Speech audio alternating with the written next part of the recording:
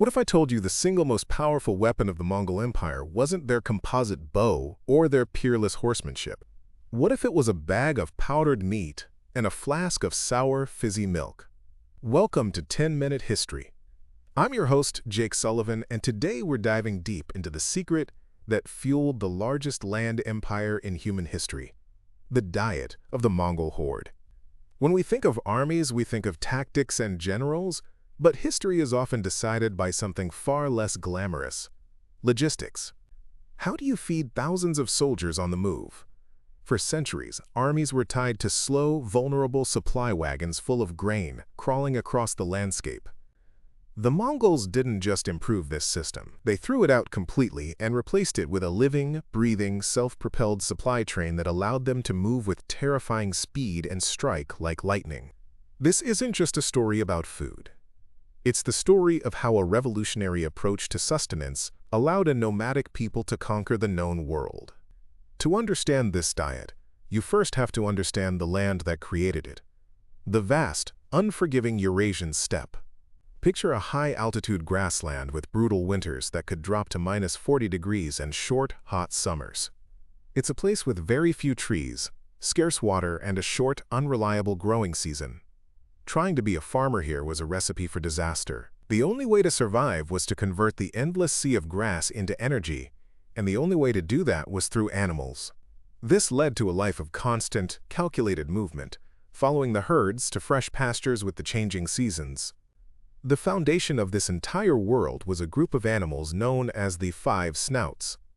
First and most important was the horse. The Mongolian horse was the soul of their culture and the engine of their army. These animals are incredibly hardy, able to find their own food even by pawing through snow. A single Mongol warrior would have a string of 3 to 5 horses, allowing him to switch mounts and cover up to 100 miles in a single day, a speed that was simply unheard of for other armies. But the horse was also a walking canteen. The milk from the mares was the key ingredient for Airag time, a fermented, slightly alcoholic drink that was their staple beverage, packed with vitamins and minerals. Then you had sheep, the cornerstone of the home. They provided meat, fat for energy, and wool for the felt that covered their homes, called fires, and made their clothing. Goats were even hardier than sheep, a vital secondary source of meat and milk. Cattle and yaks were the heavy lifters, pulling the carts that carried their disassembled homes and belongings. And finally, Bactrian camels were the ultimate desert transport, able to carry huge loads and go for long periods without water. This collection of animals was their food, their shelter, and their transportation, all in one mobile package. For centuries, the steppe tribes fought amongst themselves, but that all changed with a man named Temujin, who we know as Genghis Khan. His true genius was in organization. He united the tribes and transformed this nomadic lifestyle into a disciplined, organized military machine. He realized the entire nation could be mobilized for war, bringing its food supply with it.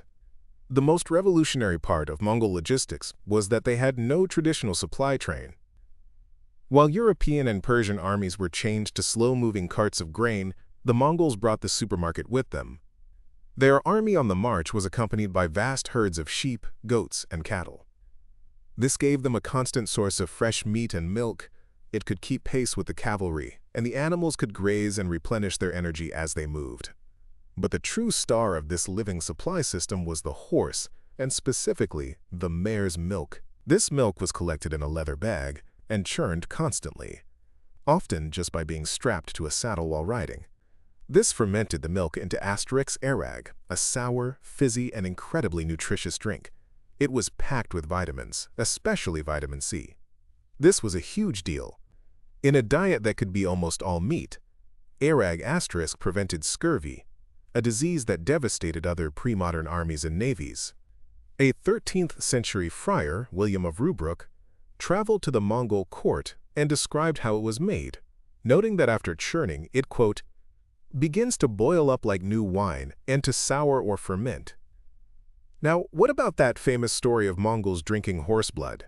It's true, but it was an extreme survival measure, not a daily habit. When food and water were completely gone, like during a rapid desert crossing, A warrior would make a small, precise cut in a minor vein in his horse's neck. He would draw just a cup or two of blood, a life-saving drink full of protein and fluids, and then seal the wound. The horse would recover quickly. This wasn't a savage act. It was a calculated, pragmatic way to survive in the harshest conditions without sacrificing a priceless animal. While the living herds were their foundation, the real key to their incredible speed and endurance was their preserved rations. These were the original M.R.Es, or meals ready to eat, and they were a logistical masterpiece. The ultimate Mongol superfood was called Borts. This was air-dried meat, usually beef or mutton, cut into long strips and hung in the cold, dry winter air for weeks until it was rock-hard and had lost 2/3 of its weight. Then, this dried meat was pounded and shredded into a lightweight, fibrous powder. This powder was packed tightly into a cleaned cow's bladder, which acted as a waterproof container. The result was astonishing. The meat from an entire cow could be compressed into a package the size of a human head. A warrior could carry months' worth of food in a single bag. On the march, all he had to do was take a pinch of the Borts powder and add it to hot water. It would instantly rehydrate into a hearty, nourishing meat broth. A hot, high-protein meal could be ready in minutes, using a small pot over a fire of dried animal dung. If Aaruul tea was the preserved meat, then Aaruul was the preserved dairy. This was made by souring milk, separating out the curds, pressing them to remove all the liquid, and then laying them out on the roof of the to dry in the sun and wind for weeks. The final product was rock-hard, packed with protein and calcium, and could last for years without spoiling. A warrior could simply gnaw on a piece of hard Aaruul like a lozenge for a slow-release energy snack. Or he could break it up and dissolve it in hot water or tea to make a sour, yogurt-like drink or soup base, often combining it with his Borts. Of course, the Mongols didn't just eat their own supplies. As they conquered new lands, they proved to be masters of adaptation. They were expert hunters, and this skill was practiced on a scale that's hard to imagine. The Great Hunt, or Snurge, was a massive annual military dress rehearsal. Thousands of soldiers would form a giant circle, sometimes hundreds of miles wide, and slowly advance inward over weeks or months. They drove every animal inside the circle, deer, gazelle, wolves, wild boar, into a central killing ground. The discipline was absolute. Letting an animal escape was a serious crime. This exercise perfectly trained commanders and soldiers in the Mongol tactic of encirclement, and it resulted in a colossal amount of meat that was preserved as Borts for upcoming campaigns. And when they entered farming societies, they were pragmatic. They seized grain like millet, wheat, and rice and added it to their stews. Stripping the countryside of all food was a standard tactic. It fed their army while starving out the cities they were about to besiege. This brings us to a popular myth you've probably heard, that Mongol warriors cooked meat by putting it under their saddles. This is almost certainly a misunderstanding. Think about it. The friction, pressure, and horse sweat would create a salty, dirty, inedible mess. The more likely explanation is that riders would place thin slices of raw meat under their saddles, but not to cook it. The meat acted as a cushion to protect the horse's back from saddle sores. The salt from the sweat might have had a slight curing effect, but it was veterinary care, not cooking. Their real fast food was Borts and Aaruul. So what was the bigger impact of all this? This food system gave the Mongols 3 decisive advantages: speed, endurance, and resilience.